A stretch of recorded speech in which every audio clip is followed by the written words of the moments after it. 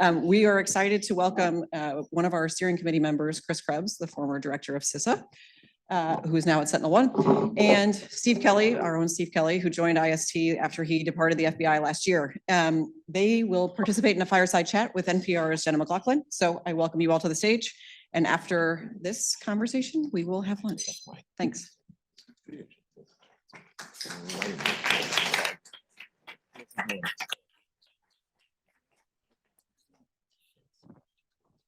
All right, thanks everyone for being here prior to lunch. I know this is the unenviable position, keeping everyone from their food. But I am really excited to be here, joined by my two panelists for this fireside chat. They don't really need an introduction, but to refresh your memories, Chris Krebs is the former director of CISA between November 2018 and November 2020. He was working on election fraud disinformation and was summarily fired by tweet. Nothing. They're trying to muzzle you again, Chris. And his mic is turned off, so he's not allowed to respond to me. I'll let it go. He's back in the private sector now and has lots of things to say, and he'll get the chance to. We've also got Steve Kelly, the Chief Trust Officer here at IST, a role he comes to from the halls of the White House and the FBI. So first, we don't have a lot of time, only about 30 minutes, so I kind of just want to dive in. Yesterday, healthcare giant United Health finally admits, yes, we did pay the ransom to stop them from leaking sensitive medical information in an attempt to do that. It doesn't seem like that has worked so far. There are competing claims between ransomware groups fighting over sort of the carcass of this whole thing. Ransomware payments continue to be a major point of contention between the federal government and private companies, particularly those whose functions are critical in sectors like healthcare and energy. And, meanwhile, the whole Change Healthcare breach has been an ongoing fiasco that, for me, as an NPR reporter, it's one of the few examples I can summon and say, look, this has real impact. It impacts real lives, people trying to get prescriptions, people trying to get medical care, pharmacies struggling, maybe closing. This is a really big deal. So, Chris, I want to start with you and just ask, where do we go from here? On the payments issue, but sort of more generally as we respond to big issues like this. So first off, great to see everybody. A lot of familiar faces in the room. It's been a while. Good to see you. I had nothing to do with election fraud. That's not what CISA did. Not election fraud. Disinformation. That was part of it. All right. So where do we go from here? I kind of think of, or a few things you said in the run up that kind of strike a thought or two. One is that when you talk about a couple different groups fighting over the carcass, so to speak, of United Healthcare here, I think what we're seeing is this kind of wild west in the ransomware ecosystem that kind of implies that there's a monolith, but there's not. It's really amorphous. You have a bunch of different groups. I think a number of the guys between John and Geller and those guys have talked about and written about this. But there's no honor among thieves here, and they're taking bits and pieces. They're shivving each other in the back and running away with data. And that was part of the Lockbit takedown, where the NCA got into some of the holdings and said, wait a second, they've said they did data deletion, but it's all right here. It's still here. So that that's always kind of been one of my at least nominal notes of why you don't pay, is because they're criminals and you can't trust them, and your best you're doing is buying a few months worth of silence, or maybe a year or two. So where do we go from here?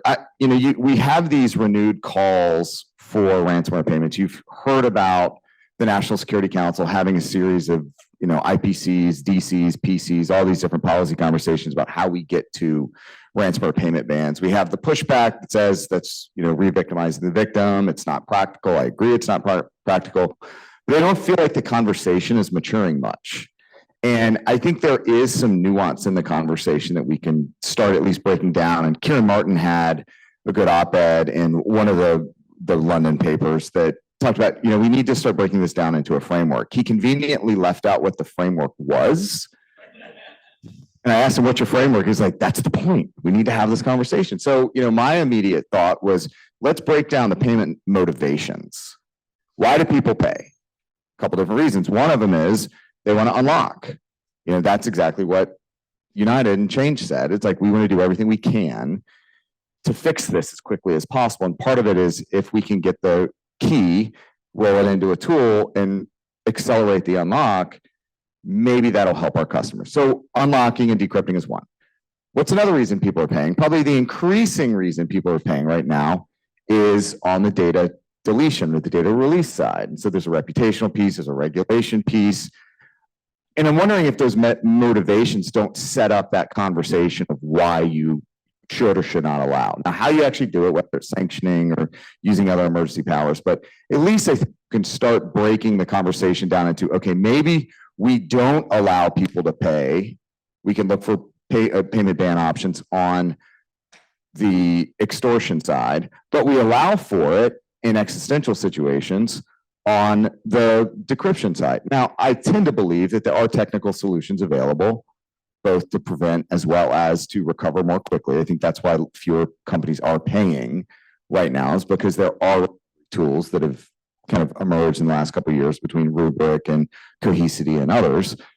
So I just think if we can start building that framework out, like Kieran said, from the policy community, and that's like literally the DC cyber policy community is almost entirely represented by this room, then I think we'll have a little bit more progress and perhaps even help the National Security Council and the White House move things along in terms of what's next. And Steve, I'm curious about additions you might have to that. How do you handle talking to these victims who are fearful of regulation, whether it's about payments or incident reporting, with the reality of what we're actually facing here? You know, voluntary action doesn't seem to be working. Well, I'd like to go back a little bit in time and even think about why are we in this position. I think that the gaping hole in our national preparedness is so exemplified in how the healthcare sector is just naked before this threat. And I remember earlier days with Chris and being in the room on conversations around ransomware attacks against hospitals. You go back far enough, there's a lot of folks looking down their nose at ransomware victims. Oh, it just can't quite protect. They can't do the basics. This is not a national priority. And kind of to Andy Boyd's comment about, the intelligence community priorities around some of these threats, the National Intelligence Priorities Framework, the NIPIF certainly does. It's a foreign intelligence prioritization scheme that will aim the intelligence community on the typical things you'd expect, China, Russia, terrorist threats, that sort of thing.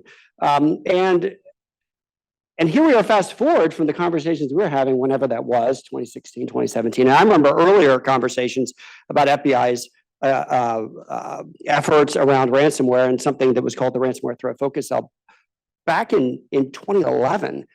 And this problem has not only continued and persisted, it's gotten more and more sophisticated. Their tradecraft has increased. And certainly the impact of these. The actor set has exploded too, because there's easy take-ins beyond just healthcare. Right, and so like we went through these incidents like Colonial and JBS Foods, and if we can't get meat and hot dogs for 4th of July, it's a major problem. But then Common Spirit happened, and you have people being turned away from the hospital. So something's got to change, and significantly, about how these organizations are prepared to defend and protect these essential services. It's just not working. So what I think that, the topic of ransomware payment, it's somewhat a little bit of a distraction, except for it's not, insofar as it is fueling the business model. And so it's a valid conversation, but I don't think it's solved there. We've got to go back to basics, and maybe we need to fundamentally rethink how we protect critical infrastructure functions. And certainly we can start with much more attention in the healthcare sector. So, I mean, you got to break the problem down into kind of the snackable pieces. And I've talked about it for years, but they're kind of 3 legs of the stool. The first is the vulnerable, misconfigured target set. The second is the financial incentive structures and the means of extracting value from the vulnerable, misconfigured target set. And the third is the bad guys that are actually doing it. So again, the strategies have to be focused on those 3 legs of the stool, starting at the far side with Russia. We tried that. The literally only meeting President Biden has had with President Putin was about ransomware. The only meeting he will have probably in his first term. was about ransomware, post-colonial. And yes, there were some immediate returns with the FSB rolling up a crew and held them for 364 days as allowed under the Constitution for releasing them, maybe conscripting them, I don't know. But what else can we do there other than just keep them constrained within CIS countries or Russia and grab them when they come to Malta? We can indict. The interesting thing, though, is you talk about how it's evolved. We are seeing other groups between the COM and Scatter Spider and all those that are popping up in places we can reach out and touch them, even if they're minors. We have to kind of adapt for that. I don't think, though, that's where we're going to see a lot of success. Yeah, we can keep hitting their infrastructure. They'll keep rebuilding it. Yeah, and maybe a quick revert. What are the conditions under which we can get to the point where organizations can make decisions not to pay, or that the nation and partners can consider bans? And you know, the Ransomware Task Force group, the co-chairs led an effort to develop a roadmap towards a ransomware ban, and there's preconditions that would be helpful to have in place in advance. So please go to the website and look at those. But our defensive posture isn't even close to being where it needs to be, you know, to set the stage for that. And I think that's where we need to be focusing. Right, and so that runs to the first leg of the stool, and that's the vulnerable, misconfigured target set. And how do we continue to raise the bar? I mean, there are immediate calls after change or united from Congress about additional regulation. You're going to continue to hear those. I think regulation's inevitable in many different sectors. I also think that inevitably the government will initially screw it up, which is kind of conditioned for or assumed in the Administrative Procedures Act. Notice and comment allows you to adapt and change over time. But then there are also kind of anti-regulatory forces in play. Look at what happened with the water sector and the EPA water rules. So we're going to kind of have this moving target, I think, but it really will come down to ultimately raising that bar and the realization that, as you pointed out, between the NIPIF, the intelligence community is not going to come save the day. But as Andy talked about, there just aren't enough resources. What task are you going to take somebody off of that's going to allow a SVR or MSS operation? So it is to be much more about law enforcement, which it has been. Can FBI raise the bar? They have stepped up. Is there more to do here? I think there are more operations like Lockbit takedown and disruption. But again, that's just going to scatter them for a bit. They'll come back like cockroaches, and we'll keep, you know, seeing activity. So again, I think it's what can we do here, home, raise the level of awareness. That's in part what, you know, Jen is out there constantly doing. It's what Kimber was doing. What Harry's doing is getting out there talking to executives. It's what. How do we continue to beat the drum across the board in boardrooms to accept the fact that there's an environmental level of threat that we have to deal with? We've talked about a lot of the things that have been done over recent years, how sort of the level has changed over the last 10 years. We've elevated this to a national security threat. We have seen a lot of action. You know, we were talking about the Ransomware Task Force, the Cyberspace Solarium. We're seeing the US government use different tools, from sanctions, from law enforcement takedowns to crypto seizures. We're seeing different things being tried. How are those levers currently working, in your opinion? And are there other specific tools that we could be deploying that we're not deploying? Because I see a lot of people say, these are good, but, you know, it's piecemeal, it's baby steps. So what are some other options?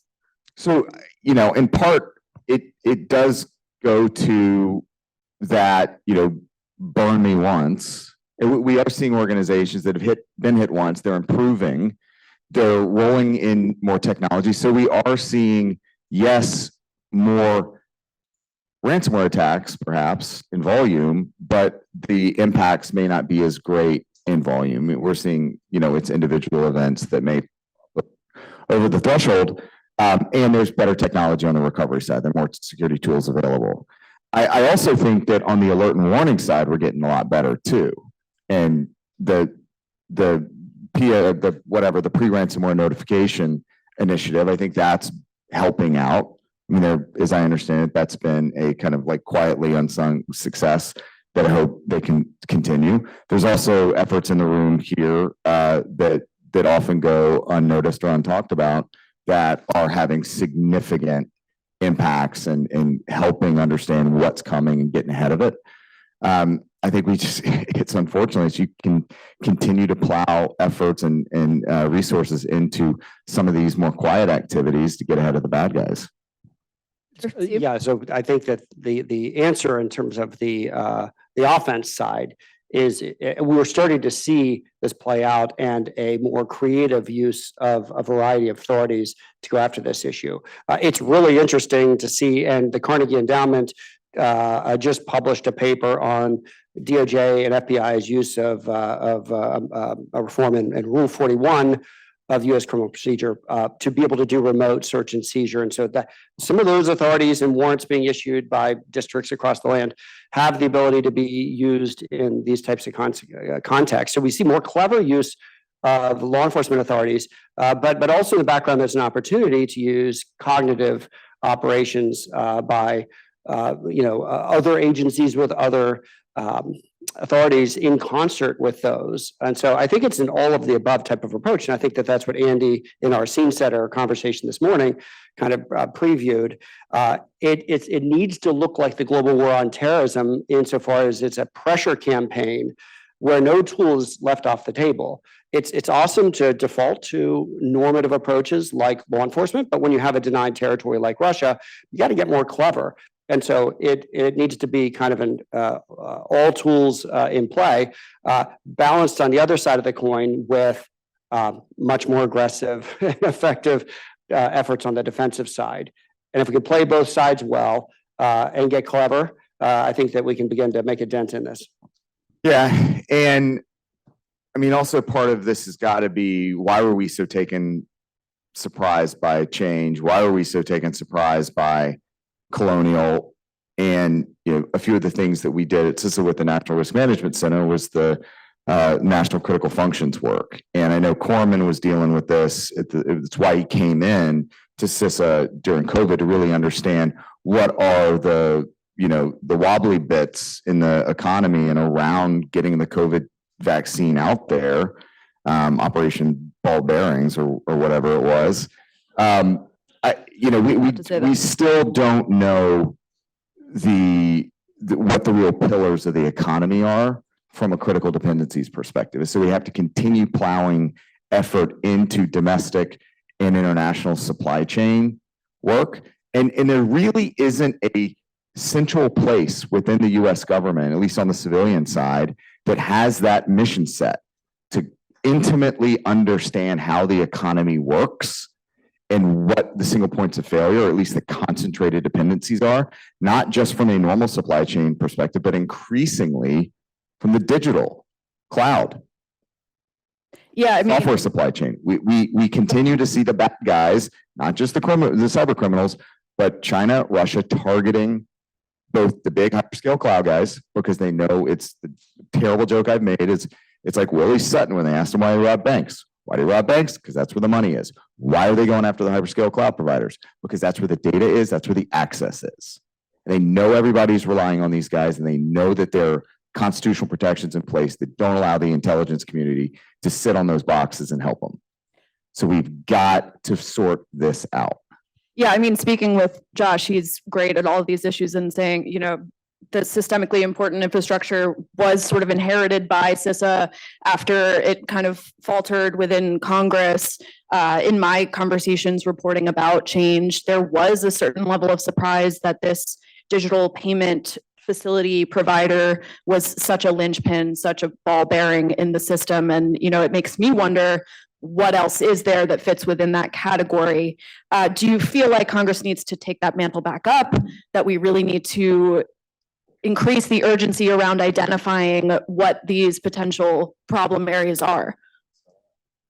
The Solarium Commission actually spent a fair amount of time kind of thinking about that topic and the concept of shifting from 18 critical infrastructures to what are the underlying functions. That in theory is exactly the right approach.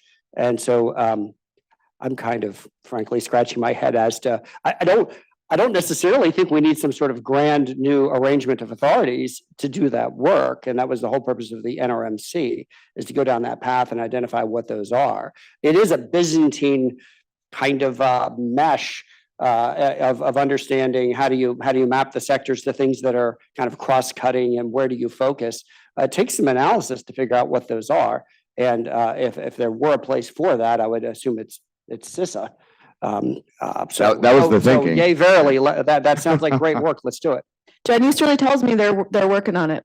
So Well, so a couple things. One is that we are now, what, 3 or 4 days into the post Mike Gallagher era of Congress. And when you think about his stint, I mean, pound for pound, probably one of the most effective members of Congress in the last several, I mean, in recent memory. So as co-chair of the Solarium, I forget what the count is now, but 70 some odd pieces of legislation that have moved through. A bunch of them have come into law. I mean, creating the National Cyber Director position gave CISA a bunch of authorities, including, threat hunting across the various civilian agencies.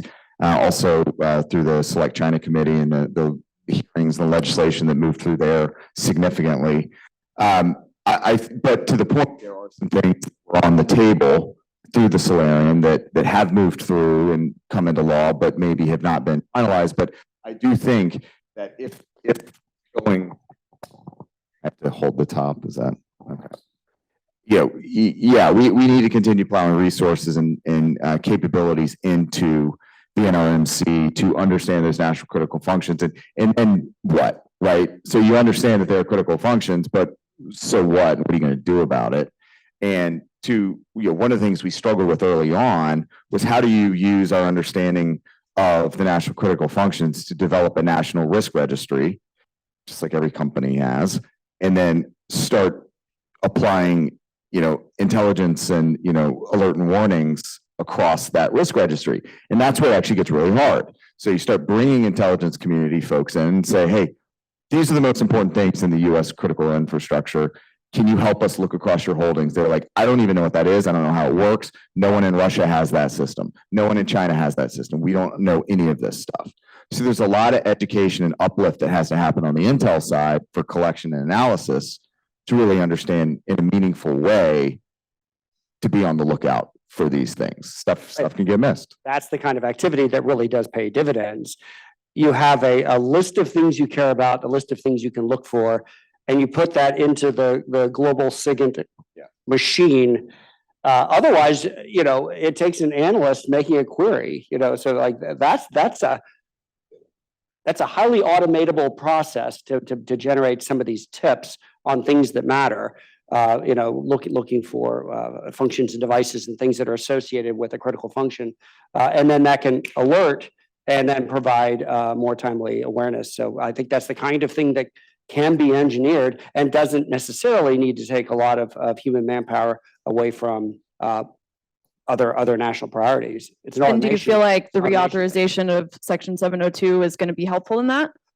Well, I just mentioned SIGINT, so the answer is generally that these are the foreign intelligence apparatus in the NSA is focused on non-U.S. infrastructure. 702 being used to collect on as it's designed. U.S. facilities that are being used by foreign actors that has a foreign intelligence rationale or value.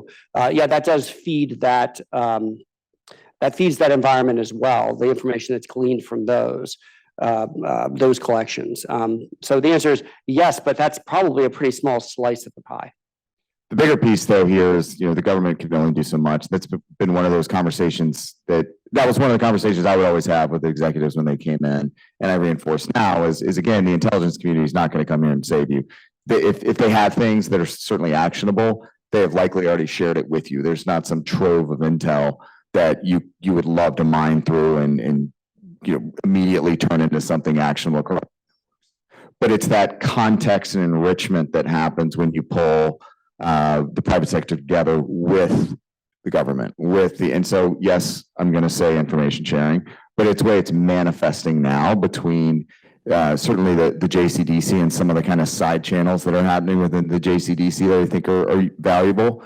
There's what Rob Joyce set up that Morgan was running with the Cyber Collaboration Center at the NSA. There's a lot of the stuff Mr. Kikta here was doing at Cybercom. I mean, those are the unsung, again, there's some of the unsung corners that are getting intel on target where it can make a difference, and ultimately comes, I think, more of a kind of Pareto principle where 20% of the community are able to really reach out and cover over 80% of the infrastructure that we're worried about.